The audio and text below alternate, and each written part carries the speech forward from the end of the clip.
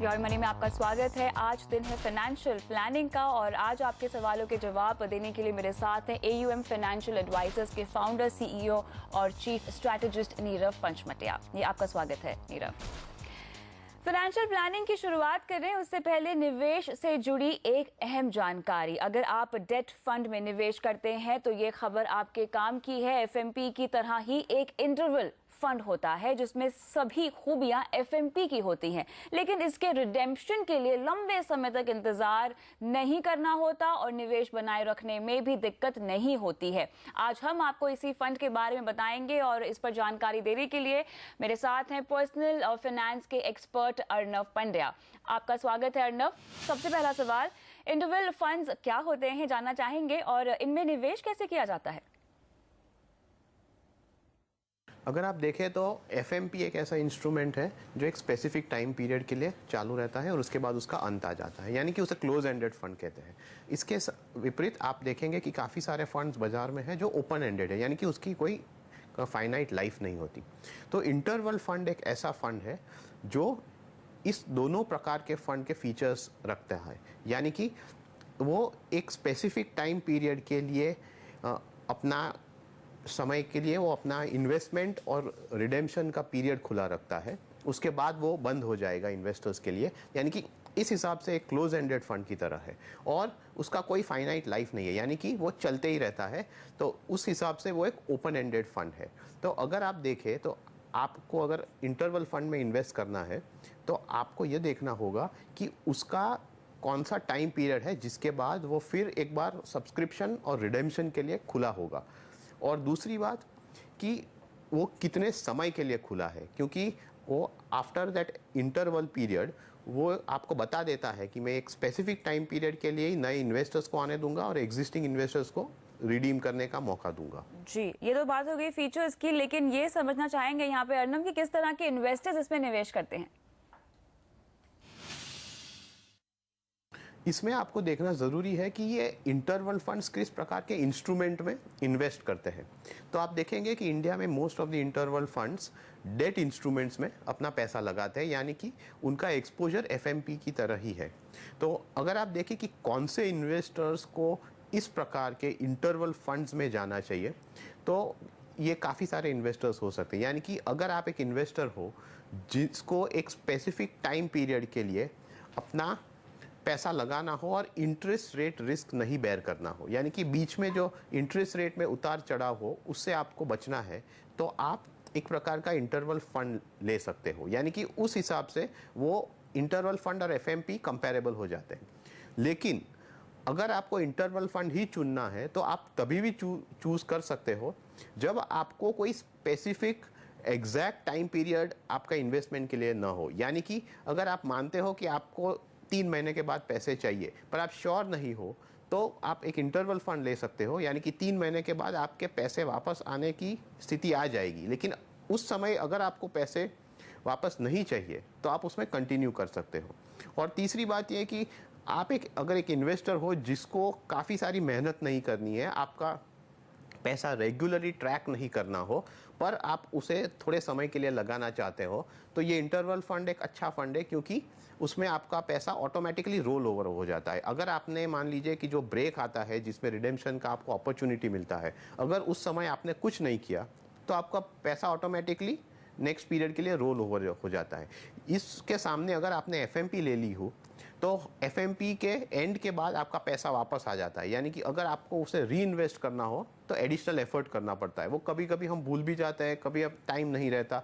तो अगर आपकी सिचुएशन वो हो जिसमें आपके पास टाइम ना हो और आपको रोल ओवर करना हो, तभी भी आप इंटरवल फंड चूज कर सकते हैं। अर्नव, लेकिन यहाँ पे रिटर्न के लिहाज से आप समझाइए कि इसमें किस तरह के रिटर्न मिलते हैं और निवेश करते समय किस तरह की सावधानी इनमें बरतनी चाहिए।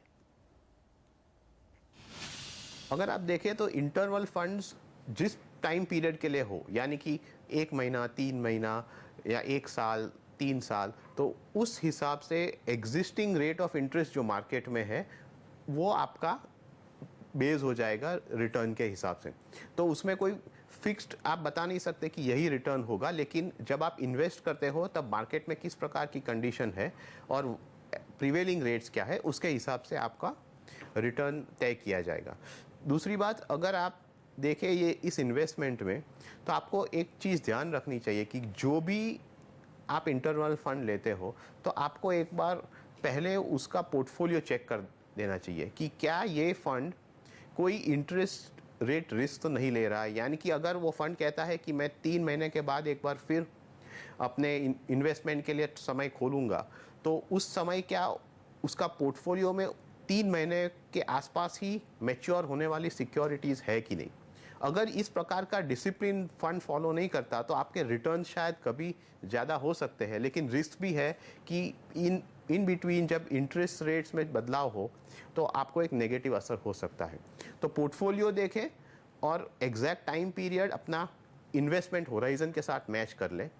ये 2 चीज़ करने के बाद आप कोई एक इंटरवल फंड जो उस समय खुला हो बाजार में, वहाँ पर आप इन्वेस्ट कर सकते हैं। जी अर्नव, हर फंड किसी ना किसी इंस्ट्रूमेंट में निवेश करता है, तो यहाँ जानना चाहेंगे इंटरवल फंड्स किन इंस्ट्रूमेंट्स में निवेश करते हैं?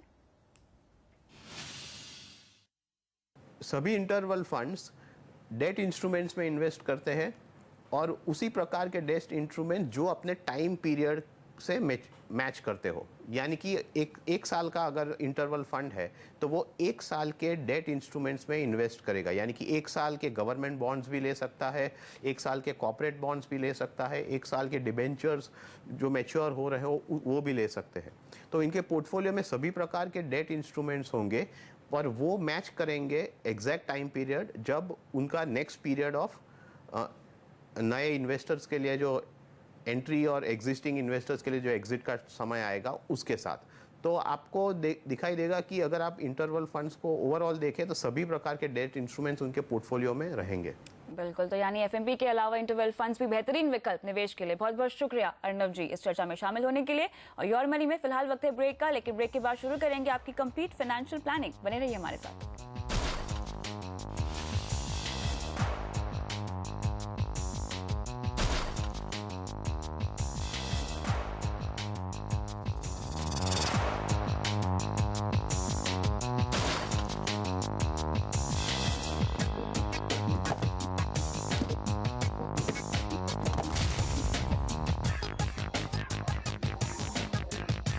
योर मनी में अब शुरुआत करते हैं कंप्लीट फाइनेंशियल प्लानिंग से, और इसमें मेरा साथ देंगे नीरव पंचमटिया। लेते हैं नई दिल्ली से त्रिलोक सिंगला का सवाल। नमस्कार त्रिलोक, सवाल पूछिए और बताइए आप क्या करते हैं और किस तरह से आपने अपना पोर्टफोलियो डिजाइन किया हुआ है।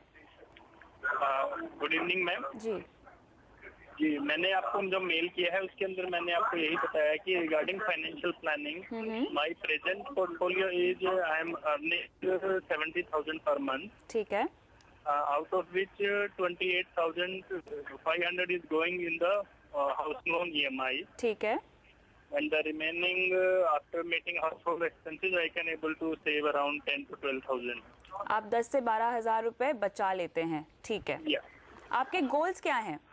My goal is after 10 years for my child education I want 10 lakh rupees. ठीक है।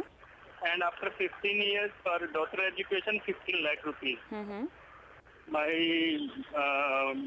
goal for the marriage of daughter is 25 lakhs after 20 years. And for retirement planning after 20 years 50 lakhs. ठीक है, तो यहाँ पे आपकी फाइनेंशियल प्लानिंग की हम शुरुआत करते हैं। नीरव, सबसे पहले इंश्योरेंस पर डालते हैं नजर। मेरे ख्याल से इन्होंने इंश्योरेंस में भी इन्वेस्टमेंट समझकर निवेश किया हुआ है। तो पहले इनके इंश्योरेंस पोर्टफोलियो को देखते हैं। जरूर। सो कविता, जो टिपिकल मिस्टेक करता है एक इंडियन इन्वेस्टर की इंश्योरेंस और इन्वेस्टमेंट को ये मिक्स कर देता है। बिल्कुल बिल्कुल। एक अच्छी बात ये है कि इन्होंने टर्म इंश्योरेंस प्लान लिया हुआ है, वो भी 50 लाख का। तो त्रिलोक जी, ये बहुत अच्छा डिसीजन आपने लिया है कि एक 50 लाख का टर्म इंश्योरेंस लिया है।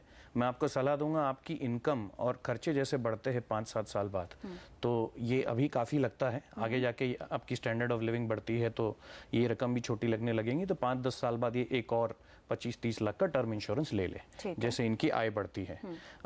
जैसा आपने ठीक कहा कि इन्होंने LIC मार्केट प्लस, बीमा गोल्ड पॉलिसी और जीवन सरल ली है। कविता, इन्होंने होम और कार लोन लिया हुआ है और इनकी EMI 40% है इनकी इनकम की। तो देखिए, एक बात ये होती है कि अगर आप 100 रुपया कमा रहे हो और 40 रुपया इंश्योरेंस में दे रहे हैं, इसका मतलब ये हुआ कि अगर आप 10 घंटे दिन में काम कर रहे हैं तो 4 घंटे बैंक के लिए काम कर रहे हैं। तो चाहे आप खाए पिए नहीं, आप घूमना बंद कर दे, वो 40 रुपए तो बैंक आपसे लेके जाएंगे। तो होम लोन EMI अवॉइड करना मुश्किल होता है, बट कार लोन EMI जहां तक हो सके अवॉइड करनी चाहिए। और इसका मेन कारण ये है, रीजन ये है कि 11 से 13% इसका इंटरेस्ट होता है। हम अगर त्रिलोक जी आपकी इन्वेस्टमेंट देखते हैं तो आपके इन्वेस्टमेंट में आपने इंश्योरेंस पॉलिसीज ली है जहां कहीं पे भी आप 9-9.5% से ज्यादा रिटर्न नहीं कमाएंगे। बिल्कुल। तो एक पॉकेट में 9% से पैसा आ रहा है और दूसरे पॉकेट से 13% से पैसा जा रहा है, आप कभी वेल्थ क्रिएट नहीं कर पाएंगे। और अनफॉर्चुनेटली इन्होंने कोई भी म्यूचुअल फंड की SIP नहीं की, बिल्कुल नहीं की है। क्रिटिकल इलनेस प्लान लिया हुआ, ये बड़ी अच्छी बात है, बट आपने मेडिक्लेम नहीं लिया है। 1 लाख का मेडिक्लेम है, कंपनी प्रोवाइडेड है, तो एक तो मैं इन्हें सलाह दूंगा कि कंपनी प्रोवाइडेड मेडिक्लेम वैसे भी अमाउंट कम है। दूसरा, जब जॉब चेंज होता है तो जरूरी नहीं होता कि हर कंपनी आज आपको मेडिक्लेम दे, तो आप कम से कम 5 लाख का फैमिली फ्लोटर अपने सब फैमिली मेंबर्स के लिए एक मेडिक्लेम ले ले। इसके बाद इन्होंने निवेश करना है म्यूचुअल फंड के थ्रू, SIP के थ्रू। बिल्कुल। गोल्स देखिए इनके काफी सारे हैं और सारे लॉन्ग टर्म गोल्स है। सबसे पहले तो बच्चों की पढ़ाई और शादी के लिए उन्हें गोल फिक्स किया हुआ है। 20 से 15 साल के बाद इनको रकम की जरूरत है, तो इस निवेश की शुरुआत इन्हें कैसे करनी चाहिए। साथ ही इमरजेंसी फंड भी अभी तक उन्होंने नहीं बनाया हुआ है, तो 8 लाख का हालांकि टारगेट इन्होंने रखा हुआ है, किस तरह बनाया जाए। तो सबसे पहले तो कुछ पैसे इमरजेंसी फंड के लिए रखने बहुत चाहिए। जरूरी है। फाइनेंशियल डिफिकल्टी कब आपको आ जाए इसका कोई अंदेशा नहीं होता, ये बता के नहीं आती है। तो 5 से 10 लाख रुपए आपके पास लिक्विड फंड में पड़े होने चाहिए, जहां औसतन आप 7-7.5% रिटर्न भी अर्न कर रहे हैं, ताकि वो पैसा आपका बेकार नहीं जा रहा है और जरूरत पड़ी तो आप उसको यूज कर सकें। इसके अलावा इन्होंने जो गोल बताया, जैसे बेटे के एजुकेशन के लिए 10 साल बाद इनको 12 लाख चाहिए, बेटी के एजुकेशन के लिए इनको 15 लाख रुपए चाहिए, और डॉटर की मैरिज के लिए 30 लाख रुपए चाहिए। त्रिलोक जी, हम यहाँ अज्यूम कर रहे हैं कि ये जो खर्चे इन्होंने बताए हैं ये फ्यूचर कॉस्ट है, न कि आज का कॉस्ट। तो 10 साल बाद इनको 12 लाख रुपए चाहिए बेटे के एजुकेशन के लिए। ये कैलकुलेशन को सही मान के हमने इनको आगे का बताया है कि अगर इनको एक मुश्त इन्वेस्टमेंट करना है तो ये 4-5 गोल के लिए इन्होंने करीबन 18.5 लाख रुपए अभी से निकाल के रखने हैं। दूसरा तरीका ये है, चूंकि ये रकम बड़ी ज्यादा है, आप SIP के थ्रू करें। और यहाँ देखिए पावर ऑफ कंपाउंडिंग कैसे काम करता है। 13,500 की प्रति माह की SIP करके, जितने साल इनका गोल होने को लगता है उतने साल की अगर ये SIP करते हैं तो 13,500 की SIP से ये पूरे गोल अचीव कर सकते हैं। ठीक है, बशर्ते आप SIP बीच में रोकेंगे नहीं, डिसिप्लिन मेंटेन करना है जब तक आपका गोल नहीं अचीव होता है। जैसे इनके बेटे के एजुकेशन की 10 साल बाद इनको पैसा चाहिए, तो 10 साल तक की इनकी 5,000 की SIP चलनी चाहिए। इनकी रिटायरमेंट 23 साल बाद है, तो 23 साल तक के इनकी करीबन 2,900 रुपए की SIP चलनी चाहिए। रिटायरमेंट को लेकर यहाँ पे सवाल पूछना पड़ेगा। त्रिलोक जी, आपने जो रिटायरमेंट का टारगेट बनाया है अपना, 23 साल बाद आपको चाहिए 50 लाख रुपए, क्या आपने इन्फ्लेशन को ध्यान में रखकर ये टारगेट अपने लिए फिक्स किया है? I have calculated on the basis of inflation rate of 8%. अच्छा, तो फिर भी यहाँ पे 50 लाख की रकम तो कम ही है। त्रिलोक जी, अगर इन्फ्लेशन का इसमें रिटायरमेंट के कैलकुलेशन में 2 चीजें पूछनी जरूरी होती है। एक, आप कब रिटायर होना चाहते हैं, तो यहाँ आपने बताया 23 साल बाद। दूसरा, आपकी लाइफ एक्सपेक्टेंसी क्या है। देखिए, सबसे बड़ा रिस्क ये होता है कि आप रिटायर हो गए और 15-20 साल ऐसे होने वाले हैं आगे जब आप खर्चा तो करेंगे लेकिन आपकी कोई आवक नहीं होगी। तो ये पीरियड जितना बढ़ता है कविता, उतना ज्यादा आपका रिटायरमेंट किटी होना चाहिए। 50 लाख रुपए मुझे लगता है कि उस समय करीबन आज के 20-25 लाख के बराबर बड़ी मुश्किल से होंगे। और अगर हम 20 लाख आज का लेते हैं तो 10% के हिसाब से आप सालाना 2 लाख, तो मंथली ये काफी कम हो जाता है। तो त्रिलोक जी, इस गोल को आप रिविजिट कीजिए। जो 50 लाख आपने बोला है, ये अगर आज की रकम है कि आज अगर रिटायर होते और मुझे 50 लाख मिलते तो ये ठीक अमाउंट लगता है। 23 साल बाद ये अमाउंट का कोई मायने नहीं होगा। तो आपके मुताबिक कितना इनको टारगेट रखना चाहिए? ये इनको करीबन 2-2.5 करोड़ रुपए होना चाहिए, जो आज बड़ा लगता है, बट SIP की मदद से ये रकम अचीव कर सकते हैं। और इतना ही नहीं, उस समय 2-2.5 करोड़ की उतनी कीमत नहीं होगी जितनी हमें आज लगती है। तैयारी करेंगे तो ये अमाउंट अचीव कर पाएंगे। कोई फंड के नाम इन्हें SIP करनी है तो कोई फंड के नाम आप सजेस्ट तो करेंगे? ये ICICI Prudential focus blue chip fund, IDFC premier equity fund, HDFC top 200 fund, Franklin India Prima plus और किसी एक गोल्ड म्यूचुअल फंड स्कीम में इक्वली डिवाइड करके अपना म्यूचुअल फंड का SIP का पोर्टफोलियो क्रिएट कर सकते हैं। गोल्ड जो है बहुत इंपॉर्टेंट पार्ट होता है आपके पोर्टफोलियो में, तो उसका एक कितना 10 से 15% ही निवेश होना चाहिए आपके पूरे पोर्टफोलियो में गोल्ड का? नहीं, आपके गोल के लिए हमने बैक कैलकुलेशन करना होता है। पहले तो आपका जो आज का कॉस्ट है, आप पहले आज का कॉस्ट निकाले कि आज अगर मेरी बच्ची इंजीनियरिंग कॉलेज में या मेडिकल में जाती तो उसका कितना कॉस्ट लगता, फिर कितने साल बाद ये पैसा चाहिए, उसके लिए आप उसको फ्यूचर कॉस्ट निकालें और उस फ्यूचर कॉस्ट के लिए आज से कितनी एसआईपी करे। एक इन्वेस्टमेंट रेट, जैसे इनके केस में हमने अज्यूम किया कि 13% औसतन कंपाउंडेड रिटर्न इनको मिलेगा, बिल्कुल, जो हिंदुस्तान में बहुत बड़ा रकम नहीं है, जो अचीवेबल है। वो प्लानिंग करके, बैक कैलकुलेशन करके हर महीने आज कितना इन्वेस्ट करना है वो कैलकुलेट किया जाता है और वो कंटिन्यूस बेसिस पे उन्होंने करना होगा। बिल्कुल। चलिए, तो त्रिलोक जी, यहाँ पर आपकी फाइनेंशियल प्लानिंग हो चुकी है, आपको अपने पोर्टफोलियो में काफी बदलाव करने हैं। सबसे पहले अपने गोल्स पर आपको रिवर्क करना है। आपने इंश्योरेंस में इन्वेस्टमेंट समझकर इन्वेस्टमेंट की है, जो कि बिल्कुल सही रणनीति नहीं है, और आपको म्यूचुअल फंड में एसआईपी करने की जरूरत है। फंड्स के नाम आपको नीरव ने बता दिए हैं, बस जल्द से जल्द अपने पोर्टफोलियो में सुधार लाइए। इसी के साथ योर मनी में फिलहाल वक्त है ब्रेक का, लेकिन सवाल जवाब का सिलसिला जारी है, आप बने रहिए हमारे साथ।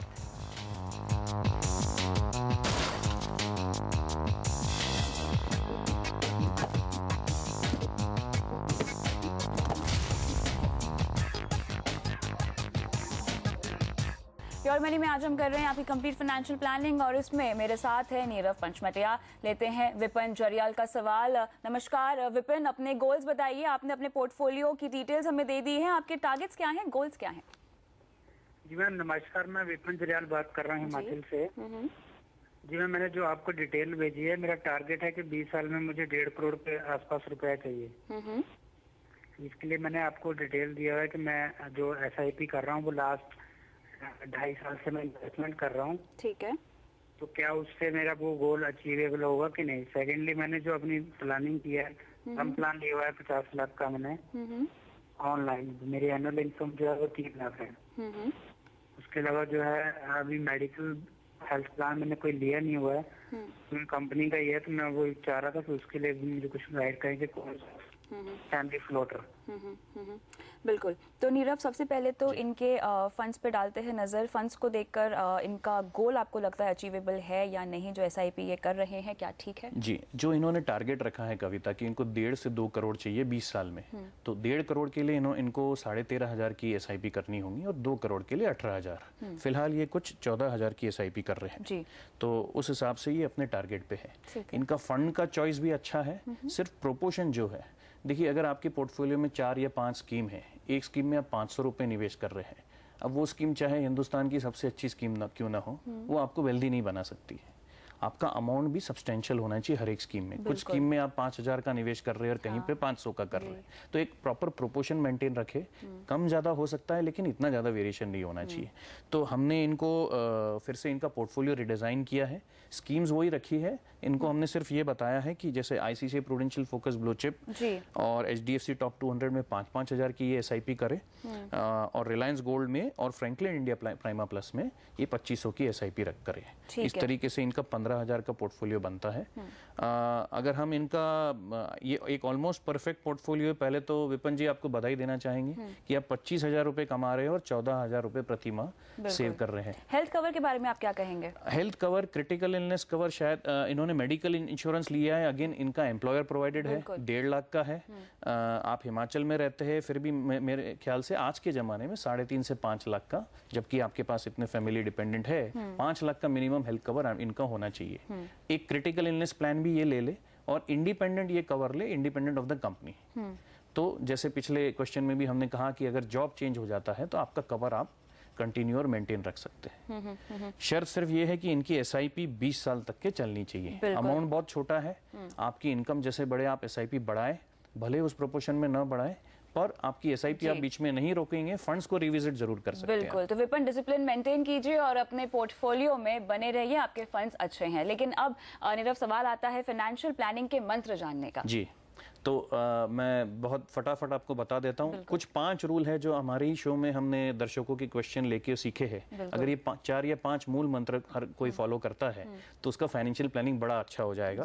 पहला ये, जो आप बार बार कहते हैं कि इंश्योरेंस और इन्वेस्टमेंट को अलग नजरिए से देखिए। Insurance is not investment and investment is not insurance. Second ये है कि आपका निवेश, आपकी एसआईपी आपकी इनकम के प्रोपोर्शन में बढ़नी चाहिए। हमने ये देखा है कि आप 25,000 कमा रहे थे तो 7,000 10,000 की एसआईपी कर रहे थे, अब आप लाख रुपया कमा रहे हैं, आपकी एसआईपी वहीं की वहीं है, खर्चे बशर्ते बढ़ गए, तो आपका उसी प्रोपोर्शन में, चाहे 10% हो 15% हो आपकी आय का, आप एसआईपी इन्वेस्टमेंट आप बढ़ाएं। तीसरा ये कि टर्म इंश्योरेंस और मेडिक्लेम, ये फर्स्ट कंडीशन है कि इन्वेस्टमेंट करने के पहले भी एक अच्छा तगड़ा टर्म इंश्योरेंस लेना चाहिए, औसतन आपके 20 साल के खर्चे जितना। मेडिक्लेम ले 5 से 7 लाख का फ्लोटर, राइट। थर्ड रूल ये है कि आप जो इन्वेस्टमेंट चालू करें एसआईपी में, रिटर्न्स को देख के एसआईपी आप स्टॉप ना करें। आप स्कीम चेंज कर सकते हैं, डिसिप्लिन मेंटेन कर सकते हैं, स्कीम बदलिए। और पांचवा और सबसे आखिरी रूल कविता ये कि किसी अच्छे फाइनेंशियल प्लानर की सलाह ले, योर मनी देखे, हमसे क्वेश्चन पूछे और फी बेस्ड फाइनेंशियल प्लानर की सलाह ले। चलिए, बहुत बहुत शुक्रिया शो पर आज आने के लिए Nirav. Thank you. Your money में इतना ही, लेकिन आप बने रहिए CNBC आवाज के साथ। नमस्कार।